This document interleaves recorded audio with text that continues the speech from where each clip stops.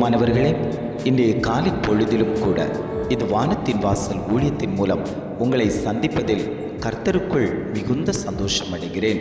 ஆண்டவருடைய கிருபை என்மேல் இருக்கிறதா? அவரோடு நான் நடக்கிறேனா? அவருடைய வார்த்தைகளை நான் கேட்கிறேனா? அவர் எனக்கு பதில் தருகிறாரா? நான் அனுதினமும் தேவ சமூகத்தில் காத்து கிடக்கிறேன். ஆண்டவரையே நோக்கி பார்த்து கொண்டிருக்கிறேன்.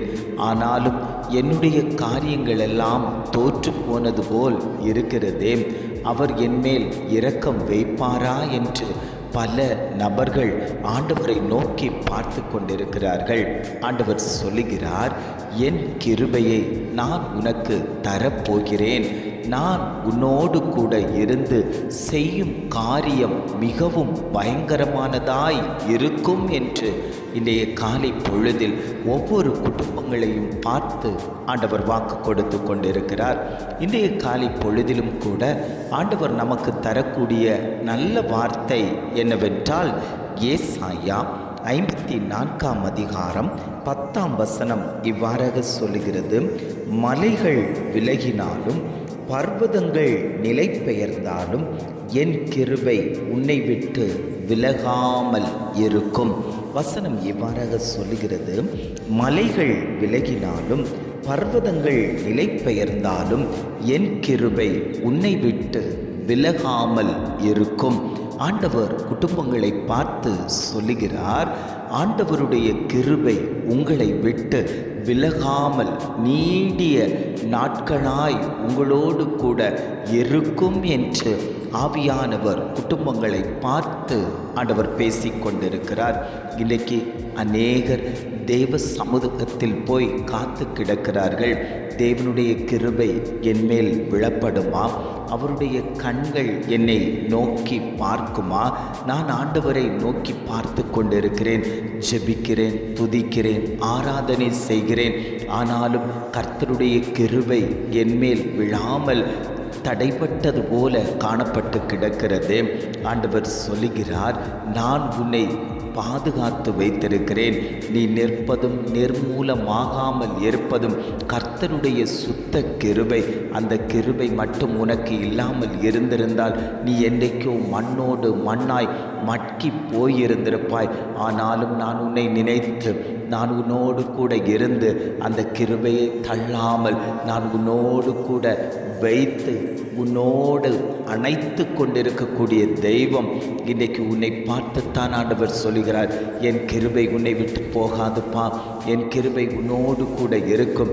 எத்தனை மலைகள் வந்தாலும் எத்தனை பர்வதங்கள் வந்தாலும் கர்த்தருடைய கிருபை உன்னை விட்டு போகாது. நோவாவுக்கோ கர்த்தருடைய கண்களில் தயவு கிடைத்தது, கிருபை கிடைத்தது. அவனும் அவன் குடும்பத்தாரும் பாதுகாக்கப்பட்டார்கள். இன்றைக்கு ஆண்டவருடைய கண்களில் உங்களுக்கு கிருபை கிடைக்குமே ஆனால் நீங்களும் உங்கள் பிள்ளைகளும் பாதுகாக்கப்படுவீர்கள். எந்த சேதமும் வராதபடிக்கு கர்த்தர் வேலியடைத்து பாதுகாத்து கொள்வார். சத்துருக்கள் உங்களை விழுங்க வேண்டுமென்று, உங்களை அழிக்க வேண்டுமென்று, உங்களை அதம் பண்ண வேண்டுமென்று குடும்பத்துக்குள் பல போராட்டங்களை கொண்டு வந்து போடுகிறான் அல்லவோ. ஆண்டவர் சத்துருக்களை பார்த்து சொல்கிறார், என் பிள்ளைக்கு விரோதமாய் ஒரு சத்துரு கூட எழும்பக்கூடாது, ஒரு கிரியைகள் கூட என் பிள்ளைகளுக்கு விரோதமாய் செயல்படக்கூடாது. மாந்திரீக கட்டுகள், பில்லி சூனியத்தின் ஆவிகள் அந்த குடும்பங்களை தாக்காதபடிக்கு கர்த்தருடைய கிருபை வரம் அந்த இடத்துல தாங்கி வழி நடத்தி கொண்டிருக்கிறது என்று ஆவியானவர் குடும்பங்களை பார்த்து ஆண்டவர் பேசி கொண்டிருக்கிறார்.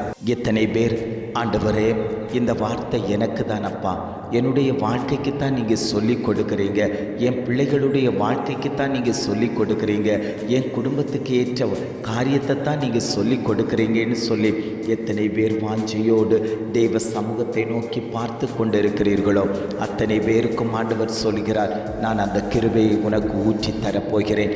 அந்த கிருபையின் மூலம் நீ உயர்த்தப்பட போகிறாய். அந்த கிருபையின் மூலம் உன்னை நான் தாங்கி வழிநடத்தப் போகிறேன். நான் உன்னை விருதாவாய் விட்டு விடுகிறதற்கல்ல, நான் உன்னோடு கூட இருந்து நான் உனக்காக எல்லாவற்றையும் செய்து முடிப்பேன் என்று ஆவியானவர் ஒவ்வொரு குடும்பங்களையும் பார்த்து ஆண்டவர் பேசி கொண்டிருக்கிறார். யோசேப்போடு கூட இருந்த தகப்பன், தானியேலோடு கூட இருந்த தகப்பன், தாவீதோடு கூட இருந்த தகப்பன், எந்த தீங்குக்கும் அவர்களை விட்டு கொடுக்காத தகப்பன், இன்றைக்கும் உங்களை பார்த்தாண்டவர் சொல்கிறார், எந்த தீங்குக்கும் நான் உங்களை விட்டு கொடுக்க மாட்டேன். சூழ்நிலைமைகளை பார்க்கும்போது ஆண்டவர் என்னை கைவிட்டு விட்டாரா, அவர் என்னிடத்தில் பேசவில்லையே, அவருடைய சத்தத்தை என்னால் கேட்க முடியவில்லையே என்று நீங்கள் நினைத்து கொண்டிருக்கலாம். ஆண்டவர் சொல்கிறார், உன் குடும்பத்தை சுற்றி, உன் பாளையத்தை சுற்றி ஒரு ப்ராசஸ் நடந்து கொண்டிருக்கிறது. சத்துருக்களை அழிக்கக்கூடிய ஒரு யுத்தம் நடந்து கொண்டிருக்கிறது.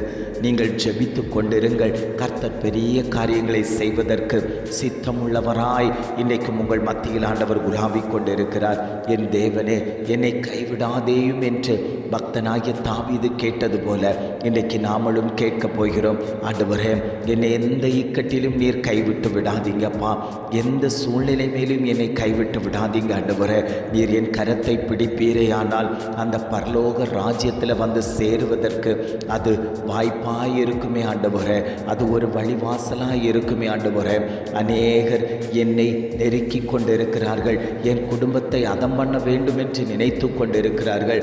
ஆனாலும் கர்த்தருடைய கிருபையினால நான் இன்றைக்கு வரைக்கும் நின்று கொடுத்து ஆண்டவரை மகிமைப்படுத்தி கொண்டிருக்கக்கூடிய அந்த பெரிய தயவை எங்களுக்கு தந்ததற்காக நாங்கள் உமக்கு நன்றி செலுத்துகிறோம் ஆண்டவரே. அந்த கிருபை எங்கள் மேலே வெளிப்படட்டும், அந்த தயவு எங்கள் மேலே வெளிப்படட்டும், ஒவ்வொருவர் மேலேயும் வெளிப்படட்டும். ஆவியானவருடைய மகத்துவம் இதை கேட்டு கொண்டிருக்கக்கூடிய ஒவ்வொரு குடும்பங்களின் மேலேயும் அது அசைவாடும்படியாய் நாங்கள் உண்மையே நோக்கி பார்க்கிறோம் ஆண்டவரே. நீர் அசைவாடுவீரேயானால் அங்கு இருளின் கிரியைகள் இருப்பது இல்லை, சத்ருவானவனுடைய உலாவுதல் அங்கு இருப்பதில்லை. ஆவியானவருடைய வெளிச்சம் அந்த இடத்துல தோன்றும் போது இருளின் கிரியைகள் அந்த இடத்தை விட்டு அகலும்படி நாங்கள் ஆண்டவரையே பார்த்து கொண்டு இருக்கிறோம் அப்பா. எப்பொழுது இந்த காரியம் நடக்கும், எப்பொழுது எனக்கு ஜெயம் உண்டாகும், வேலை விஷயத்தில் கிருபை கிடைக்காமல் அது தடைப்பட்டு போனது போல் இருக்கிறதா? ஆண்டவர் சொல்கிறார், உன்னுடைய காரியத்தில் வேலையில் உனக்கு நான் ப்ரமோஷன் தரப்போகிறேன், உனக்கு ஒரு நல்ல ஒரு வேலையை நான் தரப்போகிறேன், அரசு வேலை உன் குடும்பத்தில் உண்டாகும், உன் பிள்ளைகளுடைய காரியத்தில் நன்மை உண்டாகும், கடைசி மகனுடைய காரியத்தில் ஒரு ஜெயம் உண்டாகப் போகிறது, மூத்த மகனுடைய காரியத்தில் ஒரு நன்மைகள் உண்டாகப் போகிறது. கர்த்தருடைய கரம் உன் குடும்பத்தில் வைக்கப்பட்டாயிற்று. நீ உயரப்பட போகிறாய், நீ மேலோங்க நிற்கப் போகிறாய்.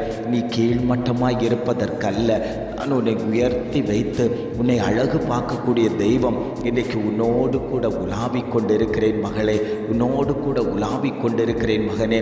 நீ என்னை விட்டு தூரம் போகாத, என் பக்கத்தில் வா, என் சமூகத்தில் வந்து அமர்ந்திரு, நான் உன்னை உயர்த்த சித்தமாயிருக்கிறேன். எத்தனை பேர் வாஞ்சியோடு, ஆண்டவரே நீர் என்னை உயர்த்துங்கப்பா, உம்முடைய கிருபை என்னை உயர்த்தட்டும் ஆண்டவரே, உம்முடைய தயவு என்னை உயர்த்தட்டும்னு சொல்லி எத்தனை பேர் கேட்டுக்கொள்கிறீர்களோ அத்தனை பேருக்கும் ஆண்டவர் சொல்கிறார், நான் அந்த தயவை அவர்களுக்கு பாராட்டப் போகிறேன், நான் அந்த கிருபையை அவர்களுக்கு கொடுக்க போகிறேன், நான் அவர்களோடு கூட உலாவப் போகிறேன் என்று ஆவியானவர் குடும்பங்களை பார்த்து ஆண்டவர் பேசிக் கொண்டிருக்கிறார். ஜெபிக்கலாமா? அன்பின் பரலோக பிதாவே, இந்த காலை பொழுதுக்காக நாங்கள் உம்மை துதிக்கிறோம், ஸ்தோத்தரிக்கிறோம் ஆண்டவரே. இந்த காலை பொழுதிலும் கூட அழகான ஒரு வாக்குத்தத்தம் தந்தீங்க ஆண்டவரே. மலைகள் விலகினாலும் பர்வதங்கள் நிலை பெயர்ந்தாலும் என் கிருபை உன்னை விட்டு விலகாமல் இருக்கும் என்று அழகான ஒரு வாக்குத்தத்தம் தந்த நல்ல தகப்பனே, இந்த வேளையிலும் கூட உம்முடைய கிருபை எங்களை விட்டு விலகாதபடிக்கு தேவன் எங்களை பலப்படுத்தும்படியாய் நாங்கள் ஜெபிக்கிறோம் ஆண்டவரே.